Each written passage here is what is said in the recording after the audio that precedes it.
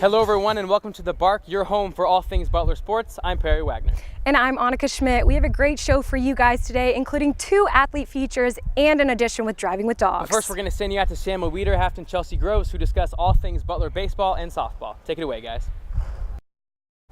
Welcome to the Butler Sports Analyst segment. Alongside me, Chelsea Groves, Sam Weiderhaft. A little bit of a different twist this week. We're both going to be analysts here. Yes, we're both piping in. That's for sure. It will be fun. We'll take it to the diamond first. Chelsea, let's talk some Butler baseball. 18-15 record with a game tonight against Purdue. The time this episode comes out, this game will be concluded. But Chelsea, 18-15 right now. Do you think they like where they're at right now? I think the one thing right now that Coach Schrag is really emphasizing is game by game. Really cliche kind of way of saying things, but it's been really true. A midweek game this week against Purdue, a Big Ten team, would be a really big momentum shift for them. They dropped a couple of midweek games this year earlier, so they're really missing that momentum heading into the Big East weekend. So a midweek game, a win into the weekend is kind of what they're missing, in my opinion. Well, and they haven't had that in a while. The past 2 midweek games was against Dayton and Ball State, and they lost both of those heading into Big East series.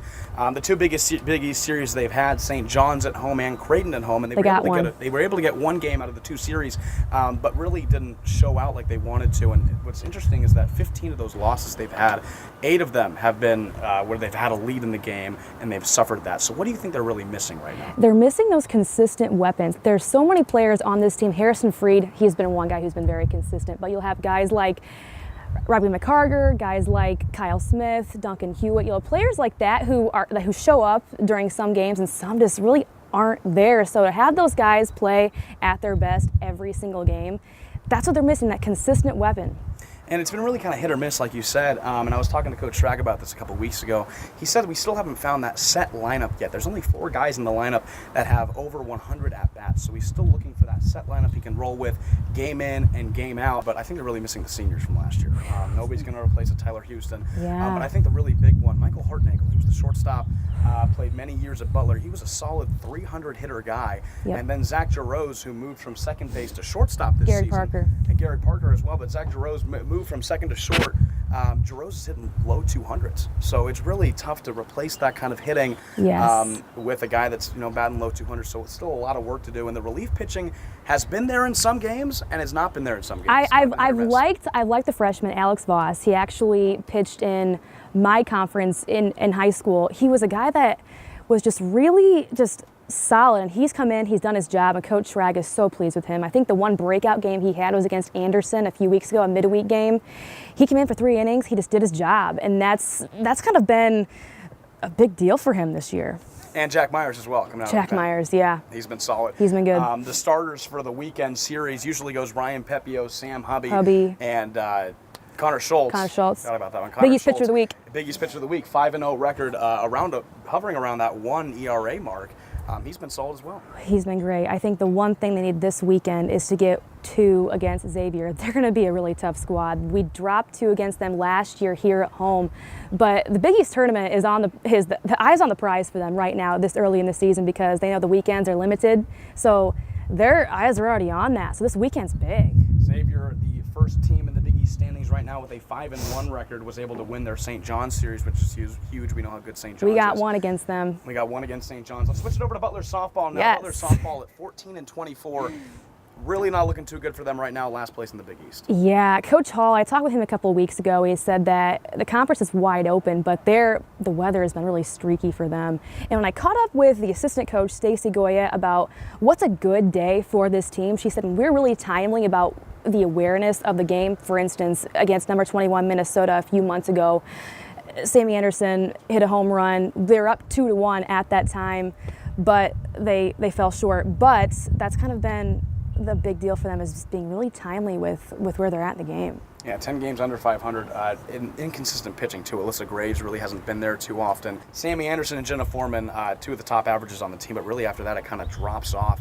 Who's a big player you can see later in this season trying to boost that hitting? Who's the one player you can look toward to boost that? I think Caitlin Dowd. She's that 2-way player who's been reliable, I think, in every area. But I'm going to go back to who you said, the other 2 girls. I think that Foreman and Anderson, they come up clutch in big time moments. They have experience, and they have Big East tournament experience as well. They know what it takes to win, and I mean, as cliche as that sounds as well, they just do. They know what it takes, and I'd count on them. Well, and Caitlin Dowd's a really interesting player. She's a two-way player, as you said. They moved her more toward the infield this year.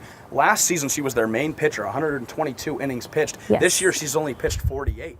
So she's kind of taken that pitching side aspect out of it. She only really comes on in relief, and then is batting around 250. Question: what do you think is her best spot? Her best all-around place? I liked her at pitching. I know that I understand they had to take her out and put her back in the infield to replace some spots from the graduated seniors, but I think last year she was really solid. Yeah.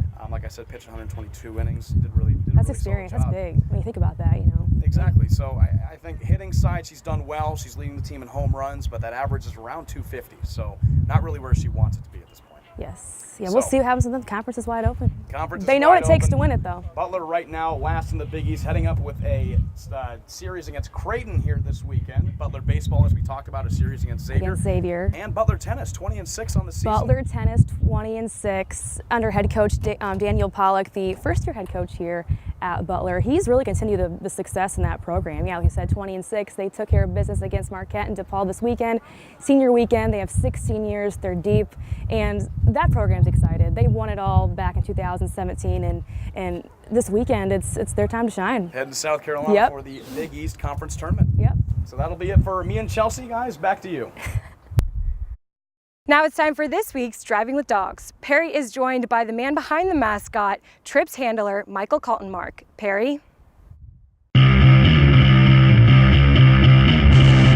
Hey guys, welcome back to another episode of Driving with Dogs. I am on my way right now to pick up Michael Kaltenmark, Butler's marketing wizard and also the voice behind Trip, the Bulldog. Really excited about to pick him up, so let's head over there right now. Joining me now is the man himself, Michael Kaltenmark. Michael, you are not only the kind of the face and the voice behind Trip, but you work for the marketing team, right? You're basically their marketing wizard. Oh, that's generous.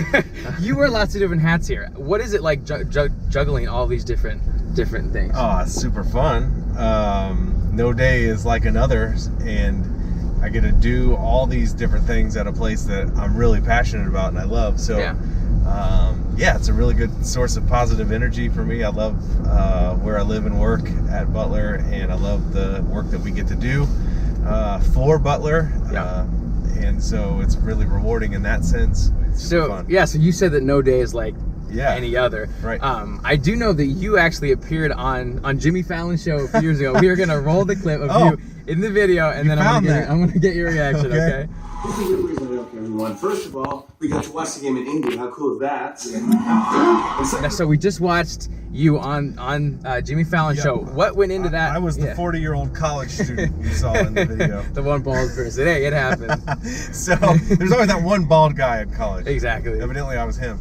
So, that was part of the Super Bowl preview or post-game show, and that was the the opener to the show, and we shot that downtown at Hilbert Circle Theater. Part of it was shot on campus. That scene you saw me in was shot at Hilbert Circle Theater. Gotcha. The Saturday before the Super Bowl, and Jimmy was great. He loved the dog.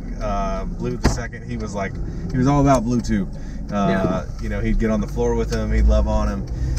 But it was just supposed to be Blue the second in the scene, and we shoot for 15 seconds, and the dog just gets up and walks out of the scene. And I'm like, come to you? Yeah. And I'm like, I'm probably gonna need to be there with him, so he doesn't want to leave. Yeah. And they're likely story. Yeah. And so they're like, so the director's like, yeah, that makes sense. And so he says, he calls somebody over from casting, and they come over and they look me up and down, and they're like, yeah, he's fine. And then I go, okay, makeup. And so somebody from makeup came over and actually put powder on my bald head, and then I was in the scene. So, another thing that I wanted to just pick your brain on. Okay.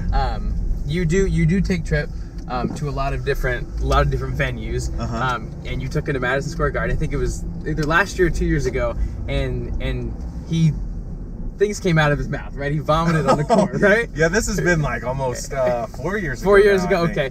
So this was a Big East tournament, and Trip this is Tripp's claim to fame. This is like the best thing he's ever done. He threw up on the court at Madison Square Garden before a Big East tournament game. Yeah. We were getting ready to play Xavier. Everyone's dream. He got to live out. Right? Yeah. Yes. And in my haste to catch a cab from Manhattan to Madison Square Garden, I forgot. I don't even know why we didn't have it on him, but I forgot his harness. And his harness is kind of key because when you put the harness on, he sort of behaves differently, and you can leash him up from a different pressure point and get a little bit more control of him. Yeah, and it works. Well, I forgot the harness, so all we had was the collar. Yeah, and when you hook him up to the collar, he wants to pull more, which doesn't make any sense. It's counterintuitive. Yeah, but he pulls to the point where it chokes him. And he's, you know how he is before basketball. He was crazy. He's all fired up. Yeah, he's, so he's doing his pregame stuff where he's barking his head off. He's pulling me everywhere. He's having a great time. And I mean, this game is about to start. Like, our work is done. Yeah. And the teams are in their huddles. The pregame warm up is concluding. The clock is going to count down to 0. They're going to do the starting lineups, and we're done. Well, we're making our way off the court, and in the lane, which happens to be painted like dark blue, I look out of the corner of my eye, and he just yaks, just like, and I don't think I missed a beat. Like, I think I was like, if you're a dog owner, this is sort of what happens. Yeah. And I was like, yep, okay, he just threw up Madison Square Garden before the game. Like, we got to clean this up. And I just walked straight to our bench, grabbed a couple Gatorade towels, cleaned it up, and by the time the security guards and the personnel at Madison Square Garden, they hadn't even sprung into action yet. They were just like, what just happened? Yeah. But by the time I got it wiped up, they did spring into action. And I mean, I literally wiped it up, started walking off the court. A security guard has a trash can. He just goes like this. I threw it in. Game over. Michael, it has been awesome having you on this show. Thank you. Very appreciate it. It's been fun riding in your car. Yeah, absolutely. Back to you guys. Butler outfielder Harrison Freed has had a great season so far, leading his team to a winning record. Catalina Gallegos has the story. Hello, Catalina Gallegos here with Harrison Freed. We have a couple questions for you for how the season's going so far and how you've progressed this season. So you have had some success with your batting this season, so what have you done to make that consistent and efficient like you have this season? Yeah, a lot of it's just been kind of trusting myself and trusting the coaching staff. We've been working hard the whole fall and off season, and I kind of had a down year last year, but having the confidence the coaching staff gave me and myself, I've kind of been able to start swinging a little bit better. Okay, and can you talk about your batting average and like what it is and how you've worked with it this season? Yeah, so I'd say a lot of it has just come from me just doing better than what I did last year, just not swinging at bad pitches. So my batting average has increased a lot. I mean, it's still early in the season, but it's a lot higher than what it's been in the past, and I think that's just me just being more confident in myself and letting my skill take over. Okay, and how does the coach and the rest of the Butler coaching staff help you as a player and person? I think a lot of it is they work one-on-one, and they're pretty diligent about stuff that they want to accomplish with every single person. They come in early whenever you ask, and it's just those little things right there have helped, and they've gone a long way. And what are some specific things that you've done to help your back? If you want to give some technique? So technicalities, I'd say working with my lower half, getting stronger in the weight room, and being able to have strong legs, and that gives me the ability to drive the ball farther to where they can't catch it. The balls that are going to the warning track this year, they're going out, which has been pretty nice. Okay, and you're a big home run hitter, so describe what it's like in a couple words, what it's like whenever you hit a home run. It's kind of like an indescribable feeling. I don't know how to explain it. It's more of once you know you get it, you can kind of, you just know. And it's kind of cool because last year I was never really like that. I mean, I had the power, but it never really translated to the game. And now the fact that once I hit it, I know I got it. Okay. And lastly, as the Big East play continues, what do you hope the team will take from it? Yeah, so with these first 2 weeks, we've kind of been pretty inconsistent. We've had leads late in the game. We've been kind of just rolling over and giving the game back to people. So I think leading into the Big East play and taking out of it, obviously we want to win a Big East championship, but I think the more important fact is just us getting better and us being able to hold more leads and us just keep playing as a team, and I think we'll be fine. Okay, thank you so much, Harrison. Yeah, guys, back to you. For the second half of our double feature, Jake Bedell sit down with softball standout Jenna Foreman. Jake? Every offseason, the Butler softball coaches get together and discuss a variety of issues, one of those things being player inconsistencies. However, there is one player in particular that they don't have to worry about. I got the chance to sit down with her in this week's Athlete Spotlight. Jenna Foreman has been one of the most impactful players on the Butler softball roster the last 4 seasons. With a career batting average at nearly .350, she's dominated competition inside the batter's box. Such success has allowed her to show off her speed on the base paths with 104 stolen bases in her Butler career. Such attributes have earned her 2 All-Big East honors, and she was named to the NFCA All-Mid-East Region 2nd team in 2018. So some people say that some things just come naturally, or there's this given talent, but I feel like in some cases those people don't understand like all the hard work that goes into being like a softball player. In your case, was there ever a point to where you realized that all this hard work was going to pay off?